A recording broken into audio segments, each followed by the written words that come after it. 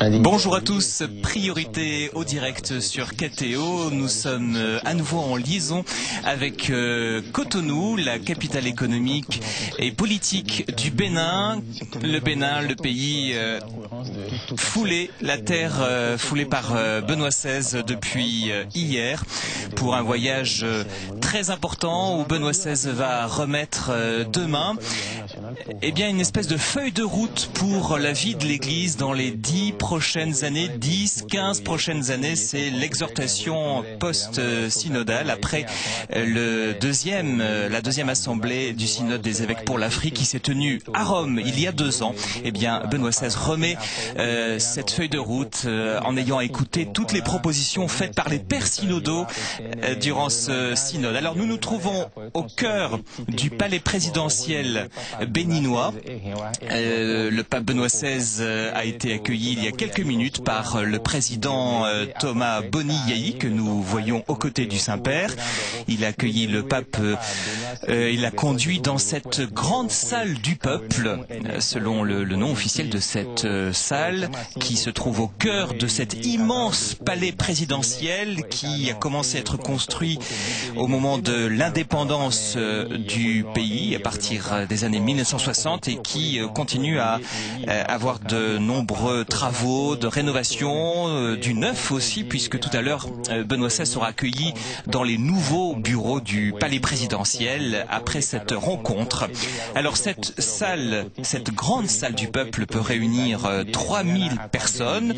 Vous voyez le cardinal Bertone, le secrétaire d'État du Vatican, et se trouvent aussi dans cette salle les membres du corps diplomatique, les représentants aussi des différentes religions qui sont présentes dans le pays.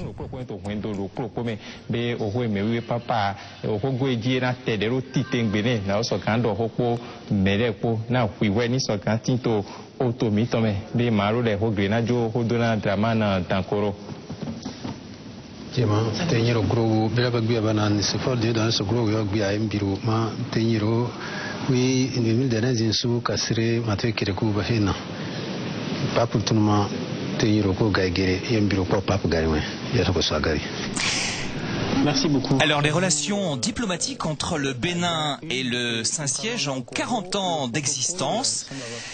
Le Bénin est un État fondé sur le principe de la laïcité, c'est-à-dire cette responsabilité de l'État d'assurer, de garantir le bon exercice sur la liberté de culte et de permettre aux diverses religions d'apporter leur contribution à la société, une société qui veut être fondée sur la justice et la valorisation du travail. Voilà, c'est au tour du président Thomas Boni Yayi d'accueillir à nouveau Benoît XVI dans son palais présidentiel.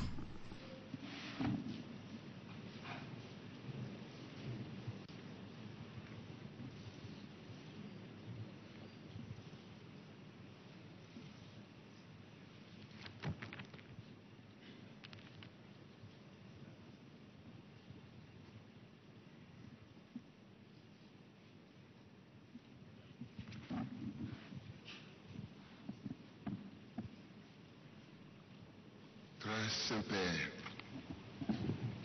Messieurs les présidents des institutions de la République, Messieurs les anciens présidents de la République,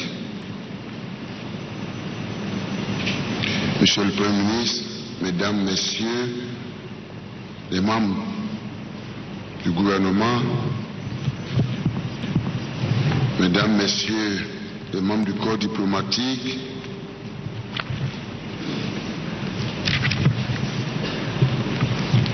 les membres des organisations internationales, Mesdames et Messieurs les représentants des constitués, Mesdames et Messieurs les représentants des croyances et confessions religieuses,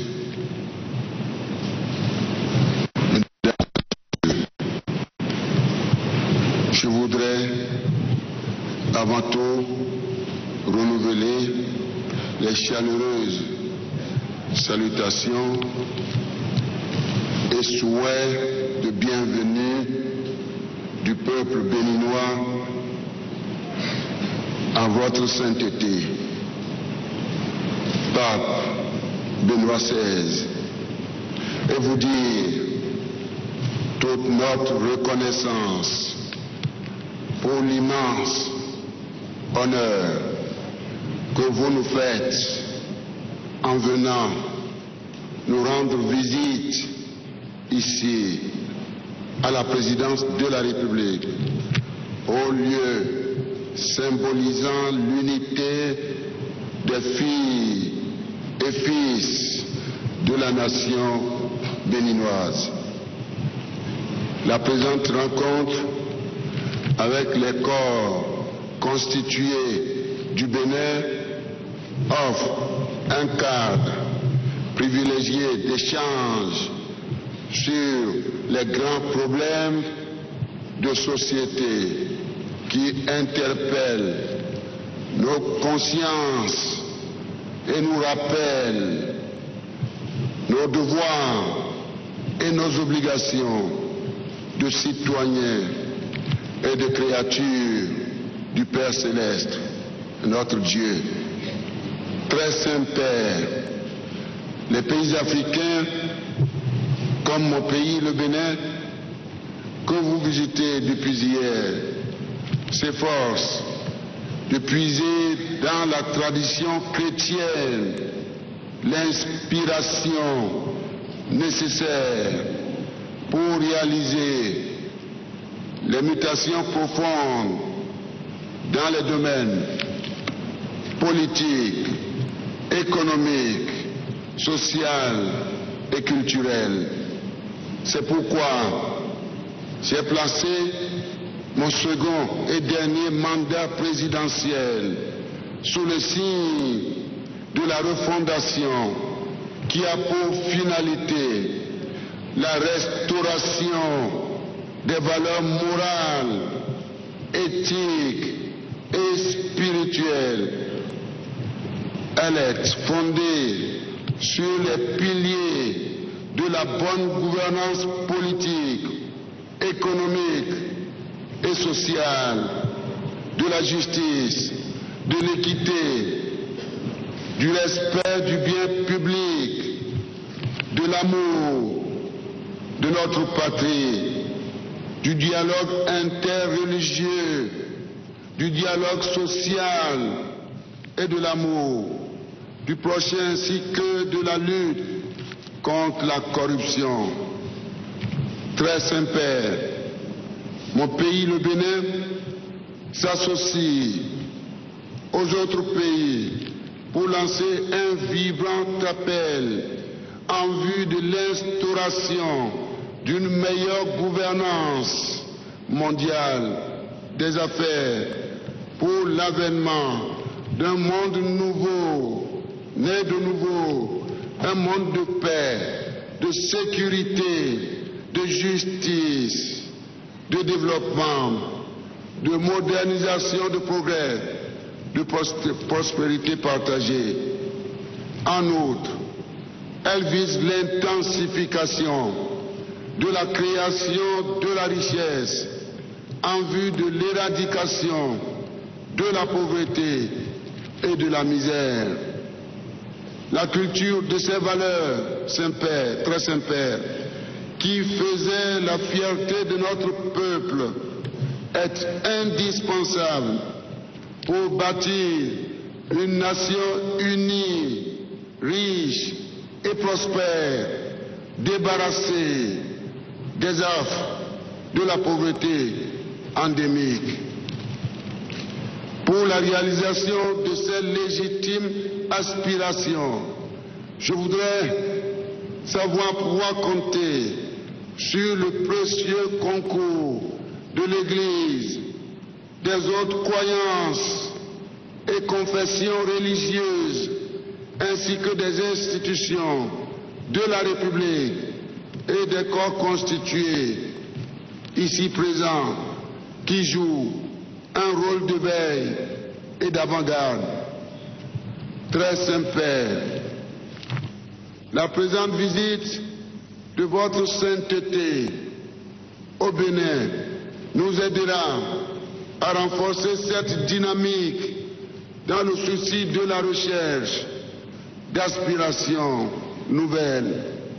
En effet, tout à l'heure à Ouidah, ville chargée d'histoire, qui a vu débarquer les premiers missionnaires au Bénin, mon pays, vous procéderez à la signature de votre exhortation apostolique qui couronne la deuxième assemblée spéciale du synode des évêques pour l'Afrique et à sa remise officielle et solennelle au président des conférences épiscopales des 40 pays africains au cours de la Sainte Messe du dimanche 20 novembre 2011.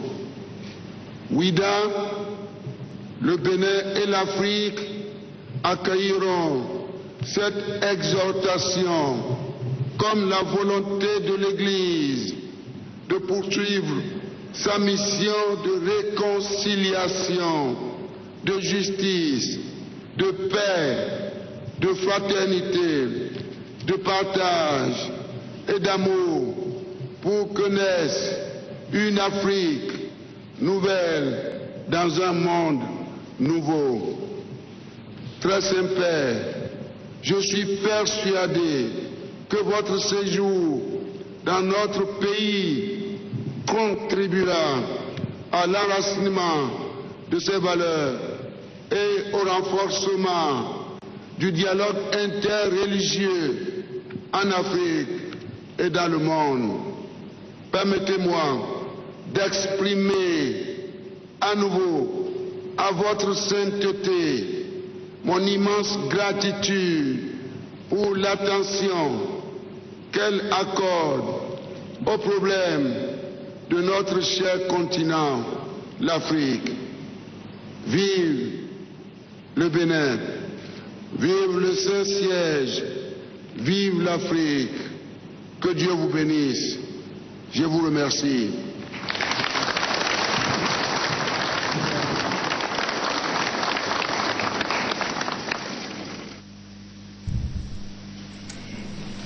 Voilà, deuxième discours du président Boni Yayi, après celui tenu hier à l'arrivée de Benoît XVI à l'aéroport international Cardinal Bernardin Gantine. Prononcer son discours, un discours qui n'est pas aussi long que celui qu'il a délivré hier à l'aéroport international de Cotonou à l'arrivée du pape, discours à travers lequel il prend comme une sorte d'engagement solennel devant le pape et devant le monde entier de ne pas revenir au pouvoir à la fin de son second et dernier mandat, l'a-t-il dit. On va revenir, on va commenter à la fin du discours du pape, ce discours du chef de l'État. On l'a dit, les rencontres avec le pape offrent souvent l'occasion pour les hommes les puissants de ce monde d'affirmer des positions, de prendre des positions sur l'actualité politique, économique, en tout cas les sujets préoccupants du moment, autant dans leur pays que dans le monde. Le pape est invité, voilà, qu'est-ce qui va se passer? Est-ce que le pape va rester à sa position pour délivrer son discours? On va voir ce que... Ah oui, parce que l'arrivée de la grande chancelière présage d'une décoration effective. Sa Sainteté, le pape Benoît XVI. Excellence, Monsieur le Président de la République. Excellences, Messieurs les anciens présidents de la République du Bénin. Messieurs les présidents des institutions de la République. Excellences, Monsieur le Premier ministre. Mesdames et Messieurs les membres du gouvernement de la République du Bénin, honorables membres de la délégation papale, Excellences, Mesdames et Messieurs les chefs de missions diplomatiques et consulaires et les représentants des organisations internationales, Éminence et Excellences, membres des conférences épiscopales du Bénin, d'Afrique et du monde, Messieurs les représentants des différentes confessions religieuses, Excellences, Messieurs les têtes couronnées du Bénin, Mesdames, Messieurs les représentants de la société civile, honorables invités, permettez-nous, à la suite du Président de la République, de vous souhaiter, très Saint-Père, la bienvenue et un agréable séjour chez nous au Bénin. Votre présence parmi nous ce matin confirme une fois encore l'attention particulière que vous accordez à la personne humaine sans distinction de race, de religion, de profession ou de rang social. C'est pour nous un privilège inégalé de nous adresser à votre sainteté et de recevoir le message qu'elle voudra bien nous délivrer.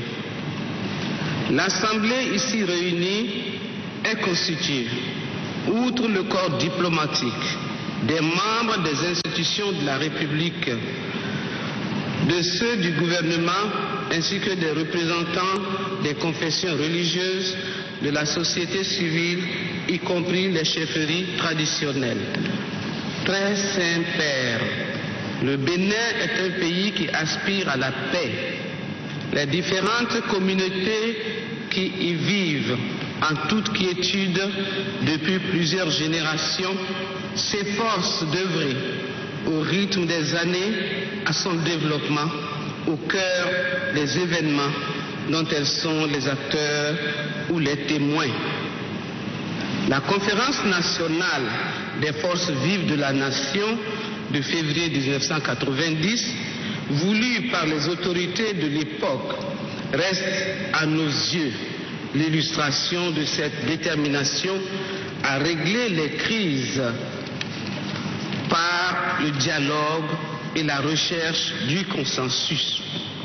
Cette option a été traduite dans la nouvelle constitution du 11 décembre 1990 qui garantit les libertés fondamentales, dont la liberté religieuse. Permettez-nous de saluer ici la mémoire de notre bien-aimé Monseigneur Isidore de Souza, dont l'apport a été déterminant pour la réussite de ces assises mémorables. Depuis lors, l'édification de l'état de droit se poursuit dans notre pays avec une contribution remarquable de toutes les confessions religieuses. Ces dernières restent des acteurs privilégiés chaque fois que des moments de doute ou de péril annoncés pointent à l'horizon de la nation béninoise. Entre les acteurs de la classe politique, les gouvernants et la société civile, en apportant toujours l'espérance à tout le peuple.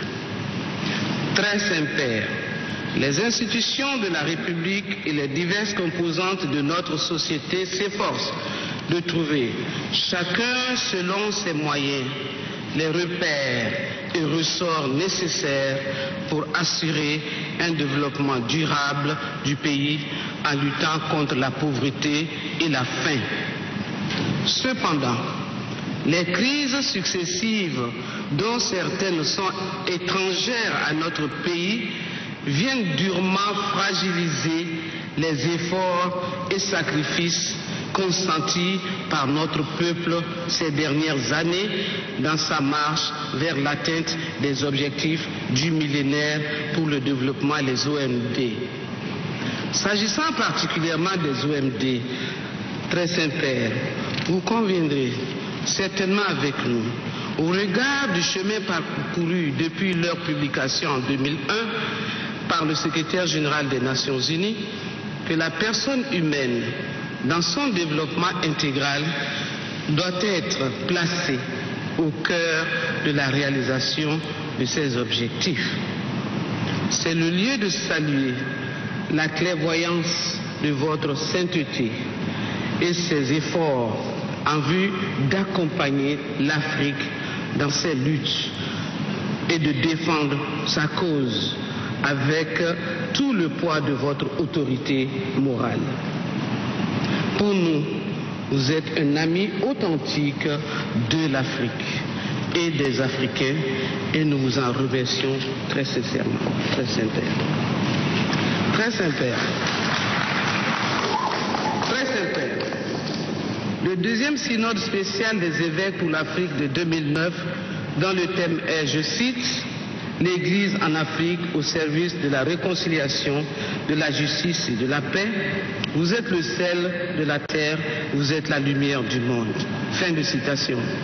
Apparaît comme un appel providentiel lancé à tous les Africains pour qu'ils se surpassent dans la recherche de la paix et de la solidarité. Nous apprécions également le message délivré par le synode pour que l'Afrique soit traitée avec dignité, elle qui souhaite ardemment depuis longtemps une nouvelle gouvernance mondiale. Très Saint-Père, nous vous remercions une fois encore pour votre écoute et pour l'attention que vous accordez aux différentes composantes de la société béninoise. Nous attendons impatiemment, Très Saint-Père, votre message qui, nous en sommes convaincus, sera pour nous un repère important pour le développement de notre nation. Que le Seigneur Tout-Puissant accorde la paix, source de développement au Bénin, à l'Afrique et au monde, et que votre souhait soit exercé sur nous. Amen.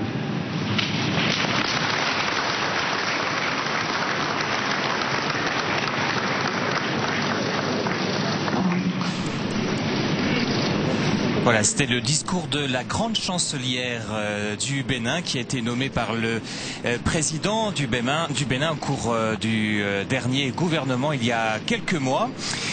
Benoît XVI va maintenant, dans quelques instants, prononcer à son tour son discours. Ce sera le 3e discours du pape. Et puis tout à l'heure vous avez entendu, vous allez peut-être encore entendre les commentaires de nos confrères de l'ORTB, l'Office de radiodiffusion et télévision du Bénin. Monsieur le Président de la République, Mesdames, Messieurs les représentants des autorités civiles, politiques et religieuses, Mesdames, Messieurs des chefs de mission diplomatique, chers frères dans l'épiscopat, Mesdames, Messieurs, chers amis, Donomi, vous avez désiré, Monsieur le Président,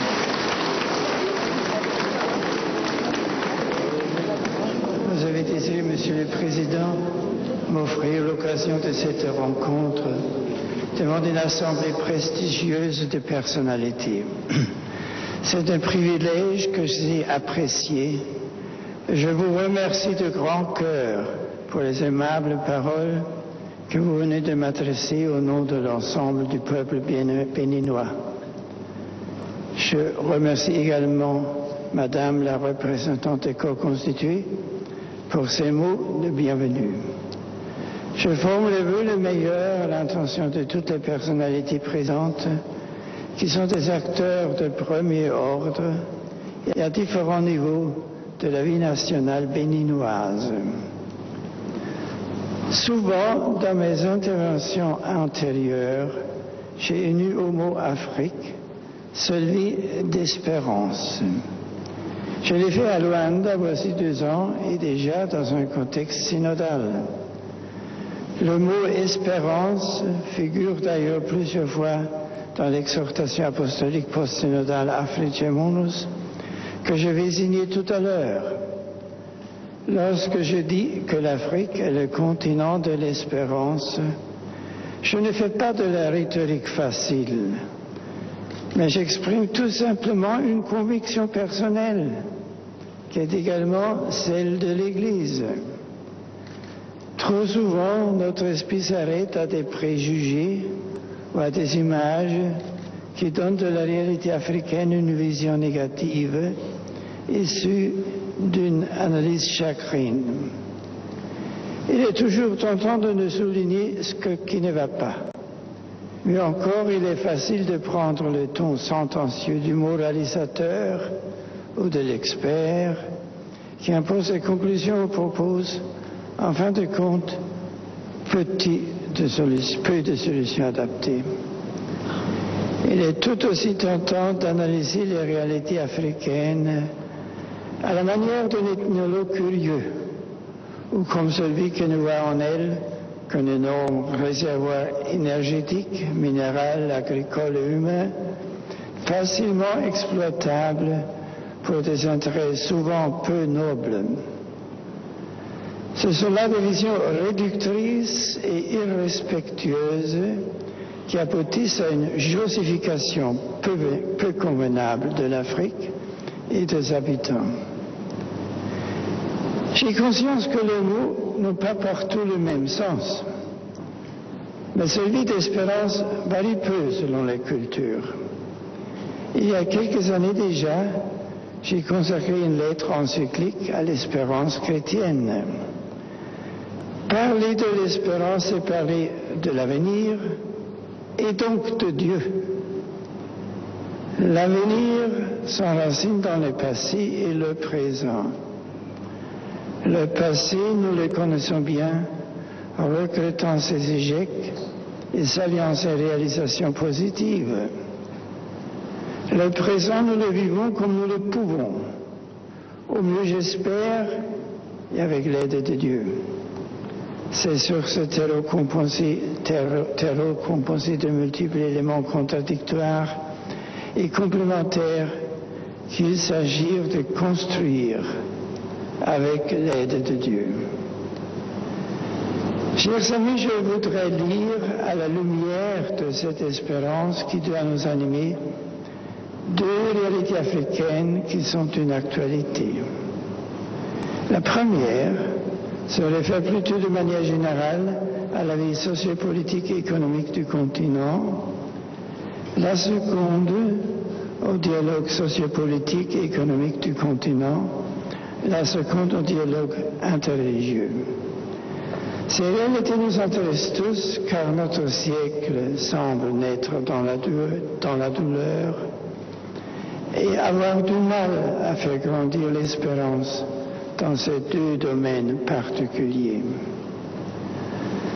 Ces derniers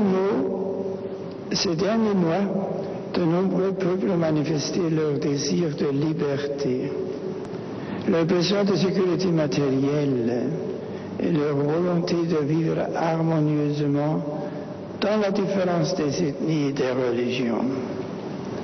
Un nouvel État est même né sur votre continent. Nombreux ont été également les conflits engendrés par l'aveuglement de l'homme, par sa volonté de puissance et par des intérêts politico-économiques qui font fi de la dignité des personnes ou de celle de la nature. La personne humaine aspire à la liberté. Elle veut vivre dignement. Elle veut de bonnes écoles et de la nourriture pour les enfants, des hôpitaux dignes pour soigner les malades. Elle veut être respectée.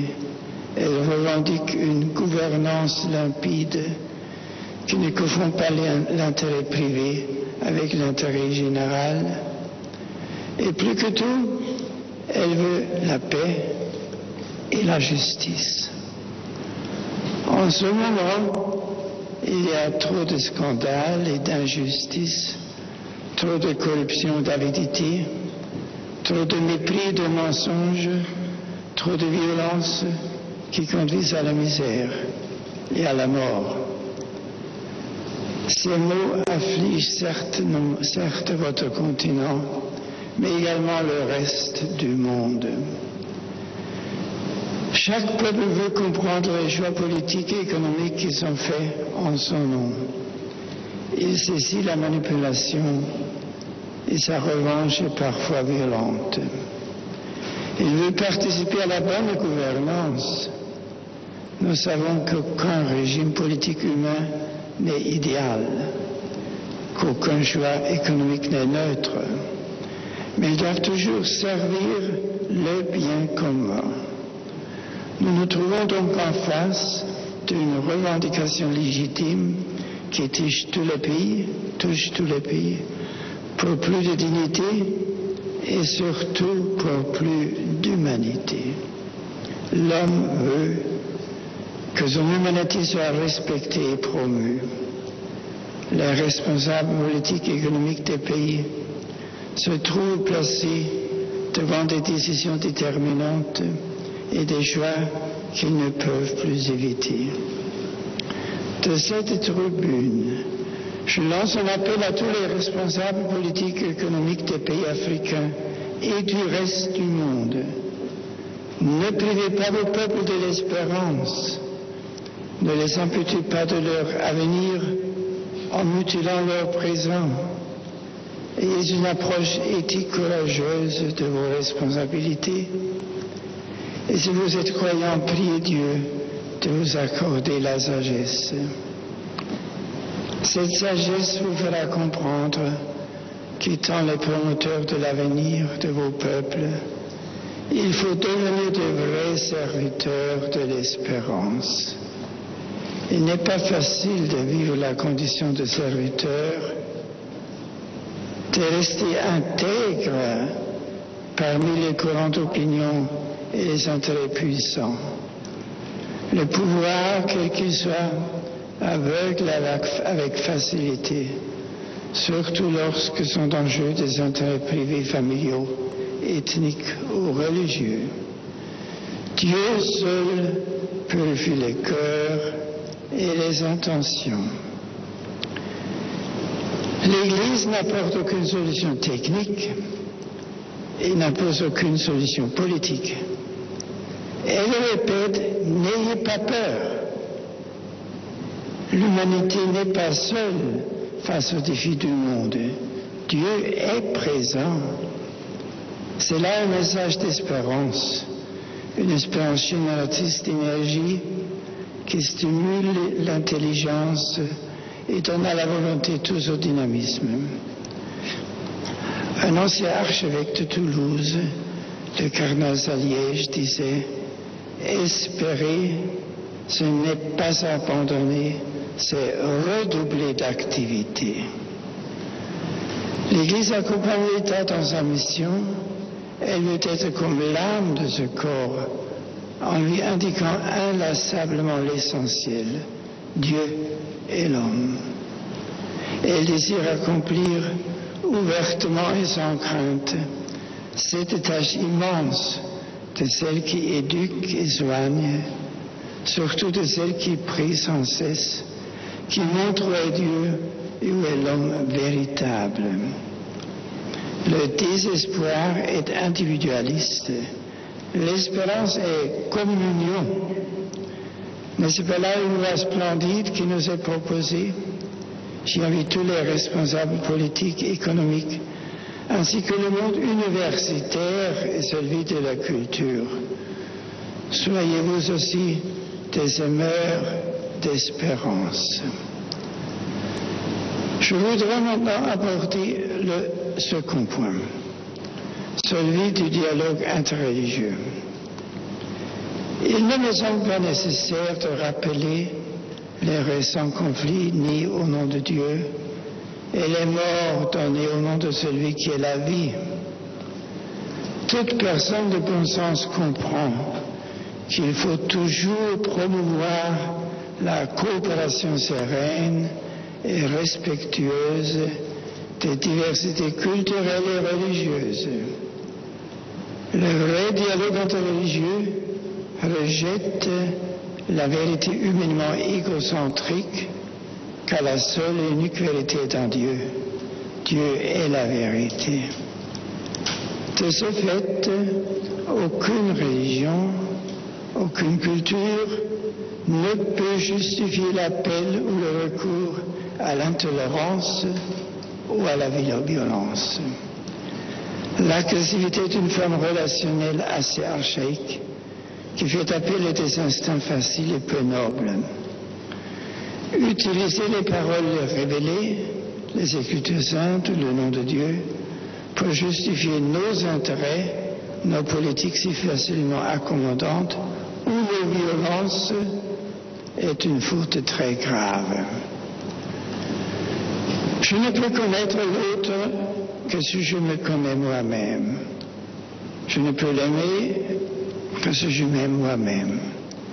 La connaissance, l'approfondissement et la pratique de sa propre religion sont donc essentiels au vrai dialogue interreligieux.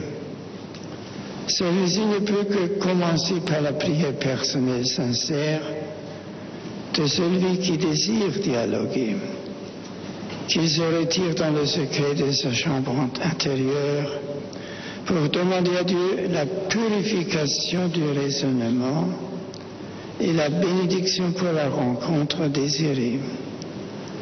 Cette prière demande aussi à Dieu le don de voir dans l'autre un frère à aimer et dans la tradition qu'il vit un reflet de la vérité qui illumine tous les hommes. Il convient donc que chacun se situe en vérité devant Dieu et devant l'autre. Cette vérité n'exclut pas, elle n'est pas une confusion. Le dialogue interreligieux, mal compris, conduit à la confusion et au syncrétisme. Ce n'est pas ce dialogue qui est recherché. Malgré les efforts accomplis, nous savons aussi que parfois le dialogue interreligieux n'est pas facile, ou même qu'il est empêché pour diverses raisons. Cela ne signifie en rien un échec. Les formes du dialogue interreligieux sont multiples. La coopération dans le domaine social et culturel pour aider les personnes à mieux se comprendre et à vivre ensemble sereinement. Il est aussi bon de savoir qu'on ne dialogue pas par faiblesse, mais nous dialoguons parce que nous croyons en Dieu, le Créateur et le Père de tous les hommes. Dialoguer est une manière supplémentaire d'aimer Dieu et le prochain dans l'amour de la vérité. Avoir de l'espérance, ce n'est pas être ingénu, mais c'est pousser un acte de foi en Dieu, Seigneur du temps, Seigneur aussi de notre avenir.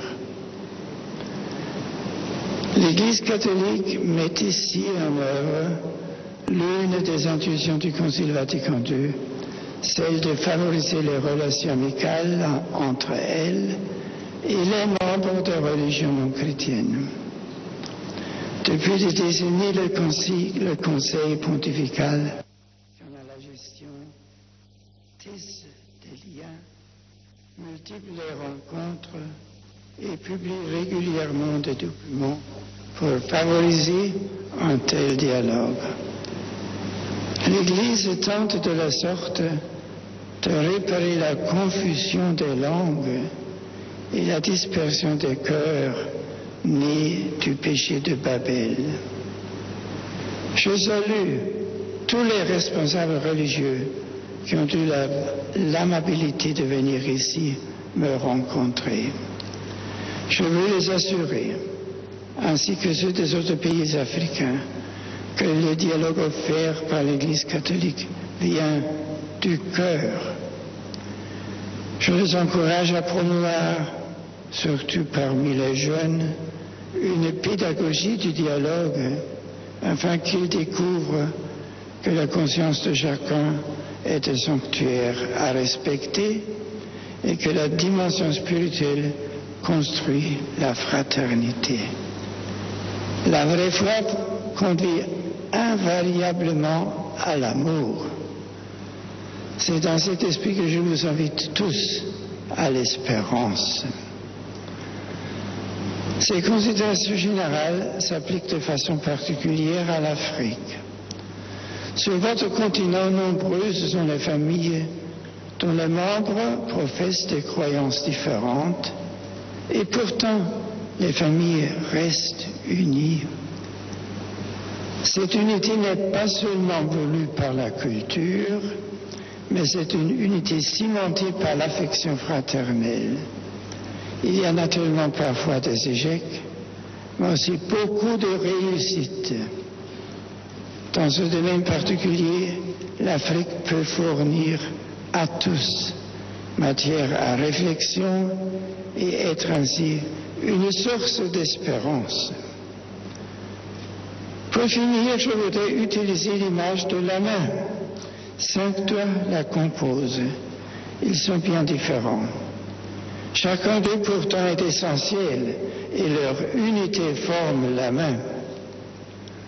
La bonne entente entre les cultures, la considération non condescendante des unes pour les autres et le respect des droits de chacune sont un devoir vital.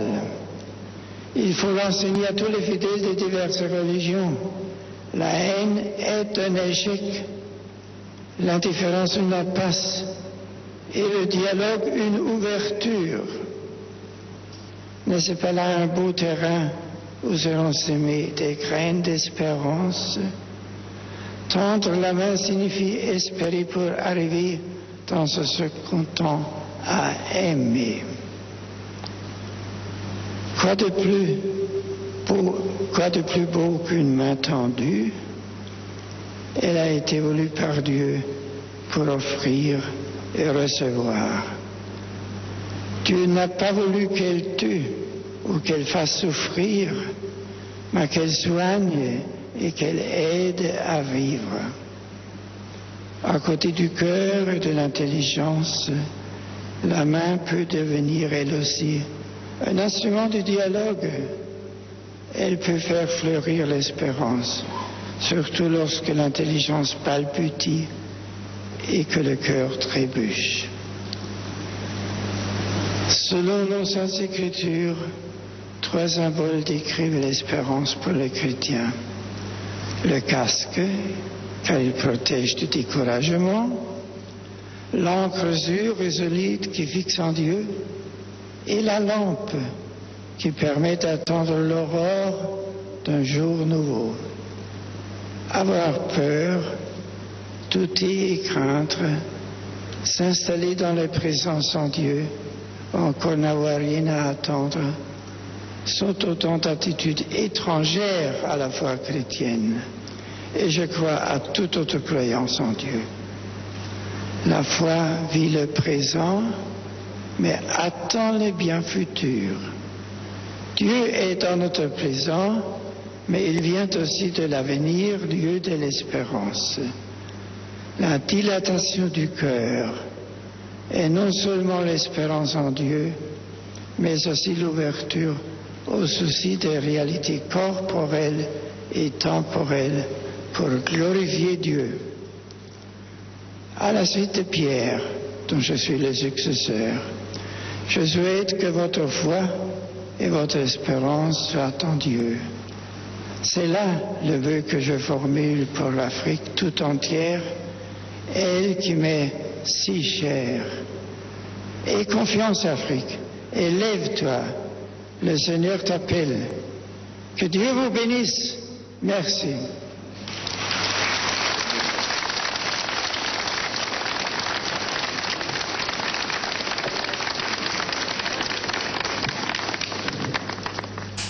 Voilà, 3e discours de Benoît XVI.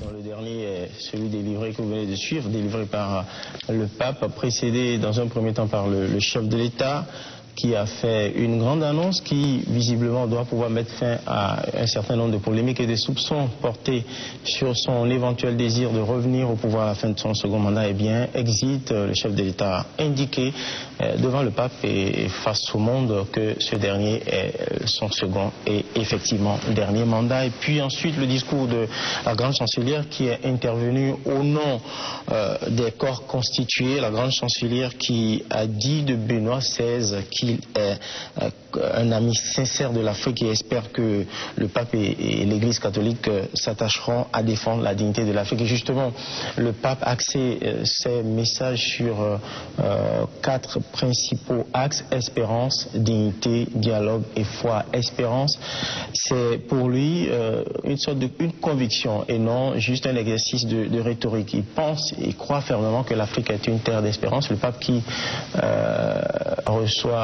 est salué par, voilà, il reçoit les salutations et en petit conciliabule avec Émile Derlin Zinsou, l'ancien président de la République, suivi.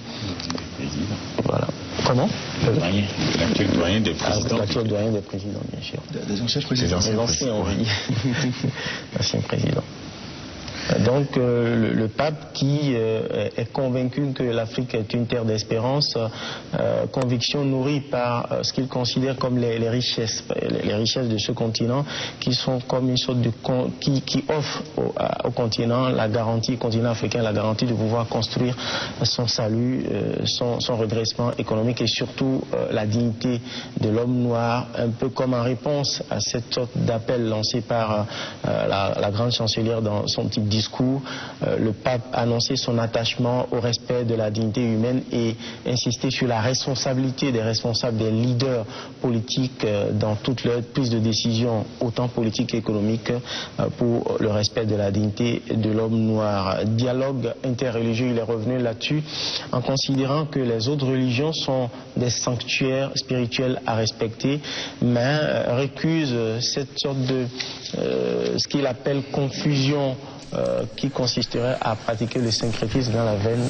Voilà, nous remercions nos collègues de l'Office radio-télévisé du Bénin pour ce commentaire de ce 3e discours de Benoît XVI depuis son arrivée au Bénin. Nous retrouverons le pape dans quelques instants. Le pape va maintenant s'entretenir en privé avec le président de la République du Bénin et nous le retrouverons lors de sa visite tout à l'heure à Ouidah à 11h15 de la tombe du cardinal Bernardin Gantine et la rencontre avec les prêtres, les séminaristes, les religieux et les fidèles laïcs dans la cour de ce séminaire. Rendez-vous sur KTO bien sûr. Je termine en disant un extrait de ce discours. Benoît XVI a lancé depuis cette tribune du palais présidentiel un appel à tous les responsables politiques et économiques des pays africains et du reste du monde. Ne privez pas vos peuples de l'espérance, a dit Benoît XVI. Ne les amputez pas de leur avenir en mutilant leur présent. Ayez une approche éthique courageuse de vos responsabilités et si vous êtes croyant, priez Dieu de vous accorder la sagesse. Voilà, bonne matinée sur KTO. On se retrouve tout à l'heure à 11h15 pour la suite de la visite de Benoît XVI au Bénin.